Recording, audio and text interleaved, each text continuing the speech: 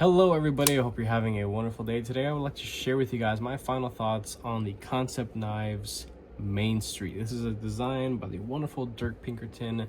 I'm gonna tell you guys up front, yes, I love this knife.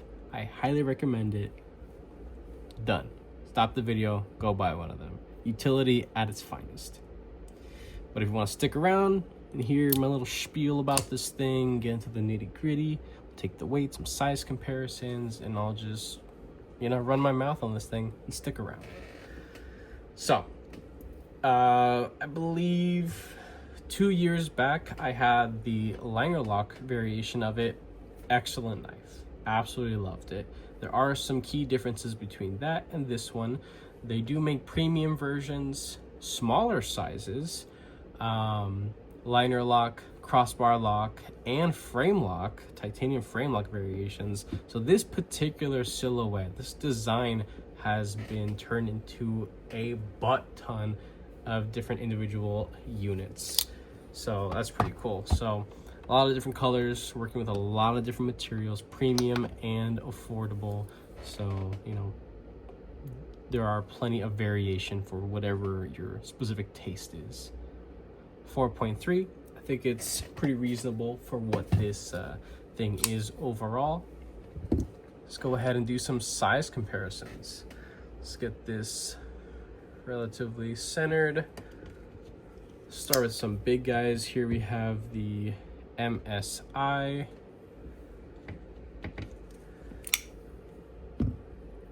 Manix 2 Lightweight by Spyderco.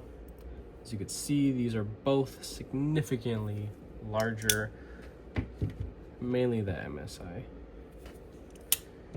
Something a little bit in line, damn near exactly the same length, tip to tail. The Predator by CMB Made Knives. We have the Vision FG, still trying to break it in. I got some Skiff thick washers in here. If you guys are interested, I got a 10% discount code, JTT10. I use that for 10% off your order. Vision FG is pretty close to the same length overall. Because of how the camera's set up, it looks like it's maybe even a little bit lengthier, but it's not. All right, couple more. Free Tiger FT2103.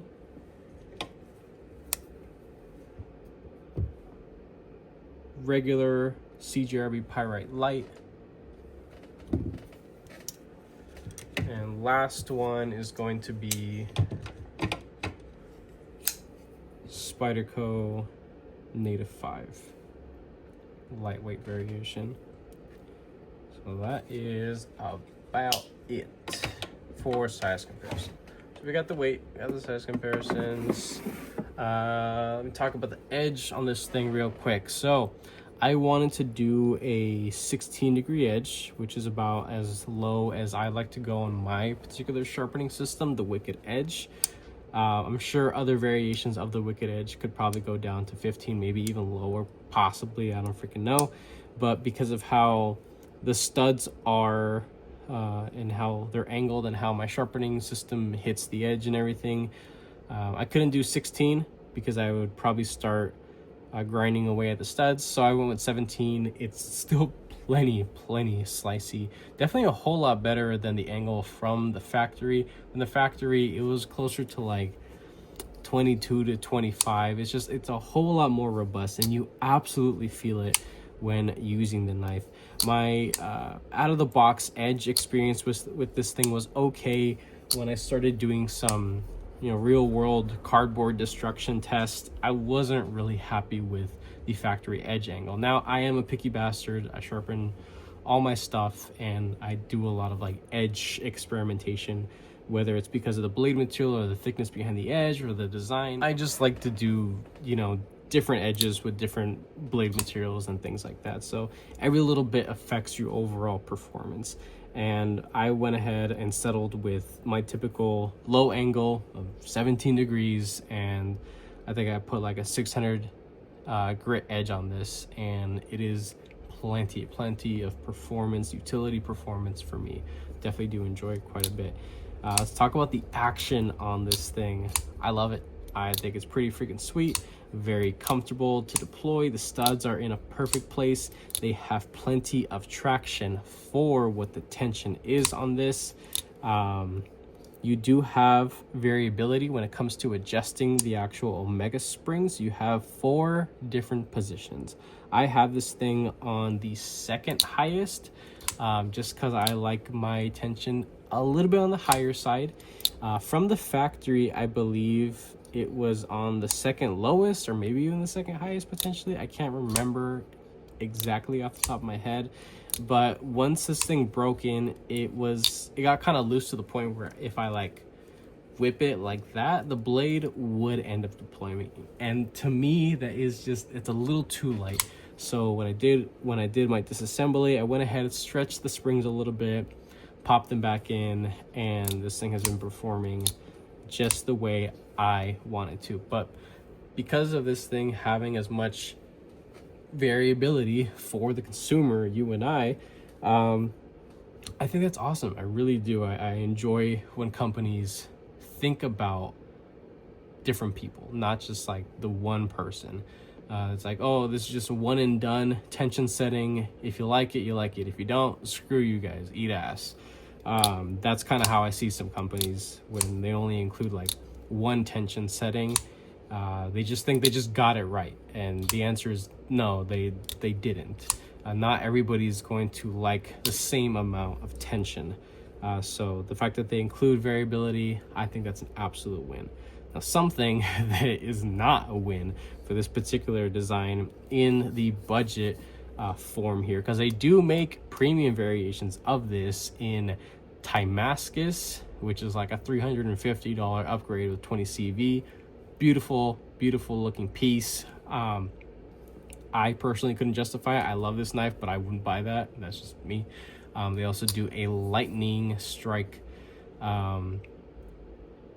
Yeah, it was just a lightning strike polished tie. That one's cool too, but I would just prefer a standard like stonewash or like semi-polished tie so I can do my own anodization. I could strip the lightning ano if I really wanted to, but you know, I want to say a portion of the price of the lightning strike polished tie variation of this, portion of that pricing, you know, is bumped up because of the organic finish that's applied. So each one, you know, it's pretty easy to assume that they are unique. Each one of them is not going to be exactly the same because of how the process of doing the nootropic or the lightning strike titanium pattern is. So it's a very organic process for sure.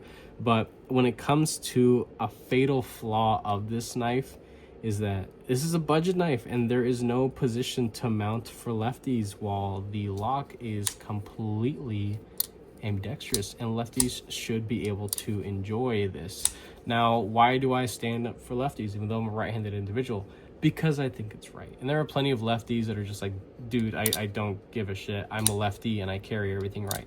Okay, that's fine. I'm not standing up for you. I'm talking about all the other people who wish stuff was for them, for everybody to enjoy equally. Those are the people that I speak for. If you're a lefty and you don't give a shit about lefty availability carry, you know, you're on your own, dude. I'm not talking for you. I'm talking for the people that actually care, because I care. I am a right-handed individual, born lefty, so a lot of the things that I do are very ambidextrous, but I carry right-handed, and I would have enjoyed, I would have been able to speak a little bit more highly about this model and recommend it to even more people if there was just 2 little freaking holes right down there. You could have done it. Not that hard. It takes about 2.5 brain cells to figure that out, but they just didn't care to do that. Now, I'm definitely not saying that that's the Dirk Pinkerton thing. That is most likely, I'm like 99.9% sure that is just a concept thing. And overseas production companies, it's like they just, I don't know, they think that like lefties are like evil or something. They're like freaking beaners. Like they just, like Hispanic people just think that like lefty people are evil. Like that's how my parents are. But besides all that nonsense, back to the actual knife and all that other junk. I do get fired up about it because it's like it's so simple. It's such a simple thing that really would have taken a budget knife to an even higher level. Absolutely. And sticking with the clip, I want to say that while it is good in and out of the pocket, no hot spots, perfect deep carry, nothing's really going to be sticking out of your pocket. Downside is you have the T6 screws, but they're buttoned or mushroom top. They're not inset. The clip is sitting right on the scale, which is another reason why it bugs me so much, so is that they didn't have to spend any extra time and effort or machining time to mill a space to accept the clip. It's just put right on top of the damn thing. You know, they could have done it to this side. Boom, that's it. Couple little threads and that's it. But they didn't. So that's kind of where I feel like they cheaped out. One thing I do enjoy is that they do have T8 for the body, which is nice. You still have to take off the clip to fully disassemble the knife just because of how it's shaped. You do have T8 for the pivot on either side, T6 screws for the actual bar lock, axis lock, crossbar lock, whatever you want to call it. 2 little T6s to pop it off. Everything just kind of falls apart eventually. And this thing is pretty simple, pretty straightforward. Once you do it once, you get it, and it's like it's a no-brainer the next time you have to do any sort of like major maintenance or deal with adjusting the springs or possibly replacing them. Which leads me into something else that I want to talk about. A lot of other companies in the budget tier will include extra omega springs. And I believe, hold on. I was onto something there. Just give me a sec. Pretty sure they included extra omega springs. Is it this one? I think it's this pouch. Please be this pouch. Okay. Well, I'm probably gonna have to go and look back at my freaking unboxing of this thing because I swear that this model came with extra omega springs. If it didn't, I will absolutely correct that, but I'm pretty sure this model came with extra omega springs. I think that's awesome. Now, if it didn't, that's not so great on their part. I do think it is really important that whether it is a premium knife or a budget knife, that if any company is working with a crossbar lock style, deploying folding pocket knife, that they really should include extra omega springs, because the omega spring itself, its major fatal flaw is that it's probably the only deployment mechanism that will break faster than anything else. And yes, there are some people that will claim, I've been rocking the same omega springs from a knife that I bought 20 years ago. That's great. Probably haven't used the knife that much. I personally have broken multiple omega springs on USA high-end production knives and overseas omega springs as well. More on the USA side, which is really embarrassing. Honestly, I don't know what it is. Maybe I just had bad luck. I chalk it up to the region where I live. It gets really freaking hot and really freaking cold, and I'm constantly fidgeting and deploying my knives, doing a lot of cardboard destruction and testing around the house, in the yard, in the kitchen, at work.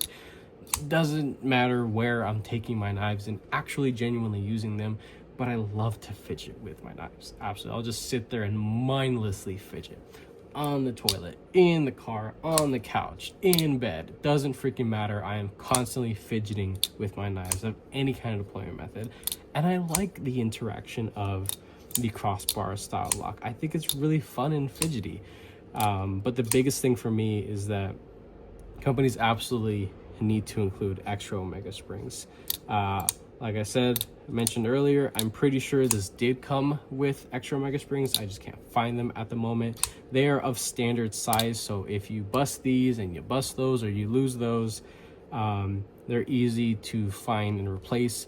Whatever fits in, like the full size Benchmade stuff will fit this just fine. If you have extra omega springs that come with Kaiser's clutch lock stuff, which Kaiser is another wonderful company that does that as well. The second they started including making stuff with their clutch lock, as far as I know, all their models come with extra mega springs, which is really awesome, and those should fit this as well. So I do definitely love that quite a bit.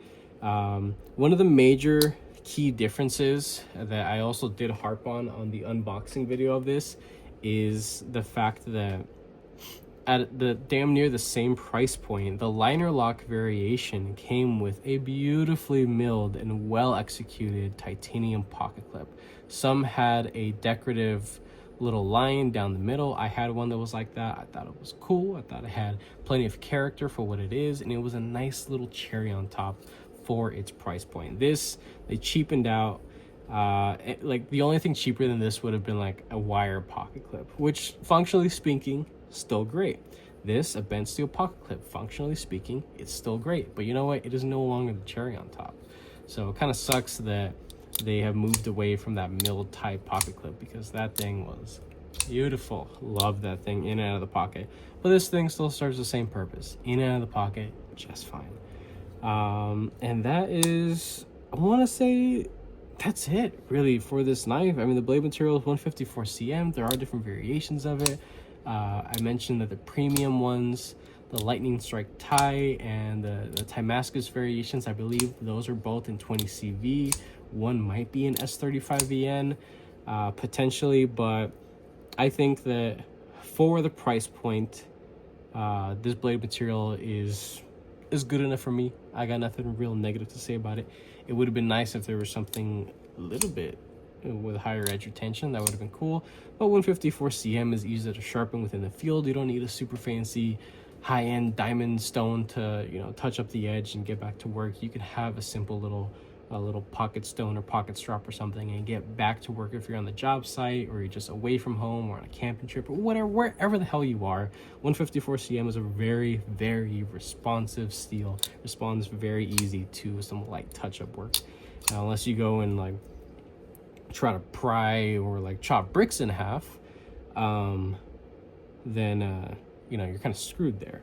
But this is definitely not a knife that I'd be doing any prying. Plenty of score cuts and drag cuts, and a lot of powerful push cuts definitely with this thing. This is a very comfortable knife to do all that kind of stuff with. Now the handle is extremely simple. There's no like choke up position really. It's a super simple handle, and while it's not contoured, it is well rounded in places where it needs to be. It is wide enough in hand. I wear a large to extra large size glove, but I have rather slim fingers, so for me this is still very comfortable. If you have like thicker fingers than I do, I'm sure you'd enjoy this thing just the same.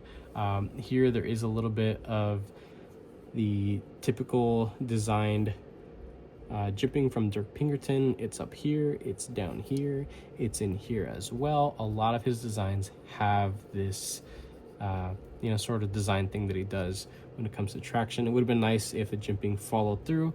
Not a big deal. You can still feel that it's there in a way. This isn't really a design that really requires it, because the knife is large enough. You feel really locked in with your own grip strength, and it doesn't require a lot to feel locked in. This thing is well textured. It's I wouldn't say a slick, but not super aggressive. I'd say this is definitely sort of like on the lower end of a peel ply texture. It feels good. I like it. They're working with good cuts of material here. This particular variation being the like standard JG10. There are a butt ton of different colorways. I believe there's even some aluminum ones too that have like American flags and like the Punisher logo, and I think they might even have some like holiday variations of this knife in the large and mini potentially. There might be a wood one too. I think I can't remember. There's just so many different variations of the mainstreet. It's just a good freaking utility knife. It really is. Another thing too, if I didn't mention already, the execution of the plunge grind is just, it's god tier. It really is. I mean, just look at how freaking tight that plunge grind is. You can just sharpen this thing to no freaking end, and it's awesome. So I probably mentioned that earlier, but if I didn't, there you go. Perfectly centered, solid side to side, beautiful up and down, going nowhere. Right out of the box, this thing was solid as can be. I think I had to tune it a little bit, but it's just gotten better and better and better. This thing is an absolute winner in my book. We're now 15 minutes into it, but that's really as far as this thing needs to go. Yes, this is an absolutely recommendable knife. If you want a full utility knife that is easy to deploy, relatively affordable, super simple to touch up out in the field with a no-nonsense kind of strop or like a little stone or something like that, this is it for sure. I do definitely enjoy this model quite a bit. Again, ergonomics, handle shape, everything is just, it's a winner. It really is. I love this freaking thing. I should have picked it up a long time ago. Not that big of a deal, but glad I have it in the collection. Definitely. I hope to see more stuff from this. Maybe even a medium size potentially, because if you guys have seen the small or handled the small, I'm sure a lot of you would agree when I say that the small mainstreet is too small. And I even got a chance to talk to Dirk Pinkerton about it, about a medium one, and he basically told me that Kansept just isn't really willing to do a medium, but potentially other companies like Kaiser potentially would be able to do something like that. So hey, who knows what's in store for this model in the future. But that is pretty much it. Highly recommendable knife. I love it. I enjoy it, having it in the collection. I enjoy using it, sharpening it, working with it. Doesn't freaking matter. But that is it. If you enjoyed this video, go ahead and leave a like. If you are subscribed already, thank you so much. I appreciate all your support and your patience, of course. If you are not subscribed, please consider subscribing, because I play more videos and content coming you guys this way. And with that being said, I hope you have a wonderful rest of your day.